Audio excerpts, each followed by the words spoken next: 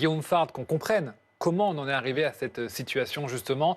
Tout s'est passé cette nuit, attaque inédite. Oui, cette nuit, sabotage coordonné, on peut dire plus que attaque en réalité. Il s'agit d'armoires de signalisation, de la SNCF. Il y a 4 armoires de signalisation qui ont été visées par des engins, incendiaires et 3 qui ont été, détruites ou en tout cas suffisamment dégradées pour empêcher les circulations.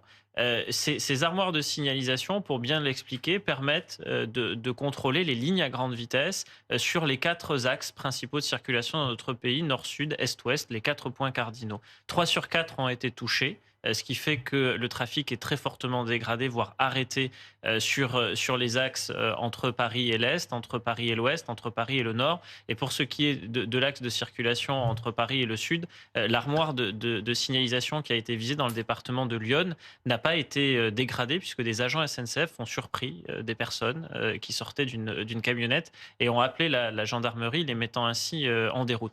Donc il y a cette action de sabotage coordonné qui a, totalement paralysé, le trafic SNCF, sur une bonne partie du territoire national, et au-delà de la journée d'aujourd'hui sans doute pour un retour à la normale, ça a été dit. Maintenant, sur le plan de l'enquête, reste à comprendre qui a fait cela, et pour quelles raisons. Sur le plan, de cette enquête, les regards se tournent plutôt, en première intention, vers les mouvances d'ultra-gauche. Pour quelles raisons? Parce que d'abord, il y a un précédent, à Marseille, le 8 mai, le jour de l'arrivée de la flamme. Il y a eu une tentative, qui n'a pas abouti fort heureusement, mais de dégradation, d'une ligne, à grande vitesse, ce jour-là, avec des investigations qui sont confiées à la sous-direction, antiterroriste de la police, judiciaire, française.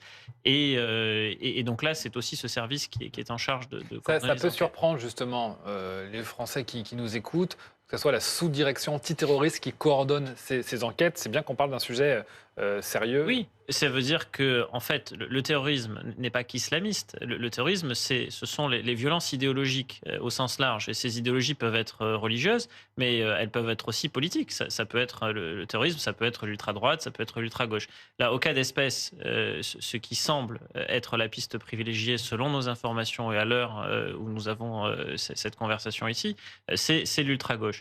L'ultra-gauche parce que coutumière d'un mode opératoire d'entrave, de sabotage, de dégradation, parce que dans ces canaux d'échange numériques un peu privilégiés, un peu sécurisés, il était question d'actes de sabotage à l'approche des Jeux Olympiques, Mm. et qu'aujourd'hui, nous sommes le 26 juillet, jour de la cérémonie d'ouverture, et qu'il s'agit d'un acte d'entrave, un acte de sabotage. On verra s'il est revendiqué. En tout état de cause, les investigations, elles, ont bien démarré, sous l'autorité, du parquet de Paris, et avec différents services d'enquête qui appartiennent à la fois à la police et à la gendarmerie nationale, le tout coordonné par la sous-direction antiterroriste de la direction nationale de la police Mm. judiciaire.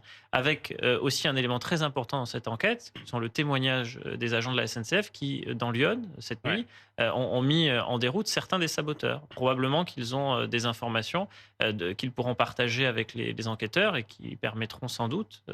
on l'espère, de progresser très rapidement dans cette enquête.